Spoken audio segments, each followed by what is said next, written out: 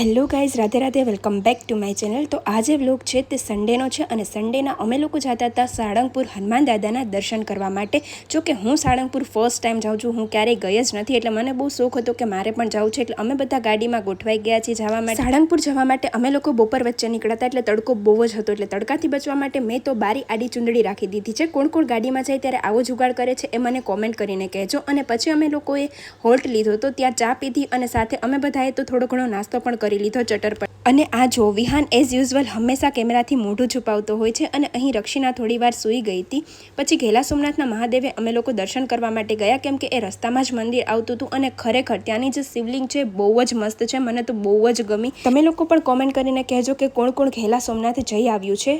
અને ફાઇનલી અમે લોકો પહોંચી ગયા હતા સાળંગપુર હનુમાન દાદાના મંદિરે। અને સાળંગપુરમાં જે હનુમાન દાદાની મૂર્તિ છે એ મેં બસ ખાલી ફોટામાં જ જોઈ હતી, આજે મેં રિયલમાં જોઈ, મને એમ થયું કે વાહ, આ તો બહુ જ મોટી છે। ફોટામાં ઘણી નાની લાગે પણ રિયલમાં બહુ જ મોટી અને બહુ જ મસ્ત। પછી અમે લોકો દર્શન કરવા માટે આવી ગયા હતા। અમને એમ હતું કે સન્ડેના લીધે ટ્રાફિક હશે, પણ એટલો બધો ટ્રાફિક નહોતો, એટલે અમારો વારો પણ જલ્દીથી આવી ગયો દર્શન કરવાનો। પછી બધાએ થોડા ઘણા ફોટોઝ ક્લિક કર્યા અને મેં બધા સાથે વિડીયો પણ લઈ લીધો। અને હા, તે દિવસે મારા ફ્રેન્ડનો પણ બર્થડે હતો, આમનો તો તમે લોકો એમને પણ વિશ કરી દેજો। અને આ જો મેં આમની પાસે પણ હાઈ કરાવડાવી લીધું। બસ પછી તો ઘરે જવા માટે રિટર્ન થઈ ગયા અને રસ્તામાં અમે લોકોએ કોઠી આઈસ્ક્રીમ એન્જોય કર્યો। અને આવા જ વિડીયો માટે મારી ચેનલને લાઇક, ફોલો અને શેર કરવાનું ભૂલતા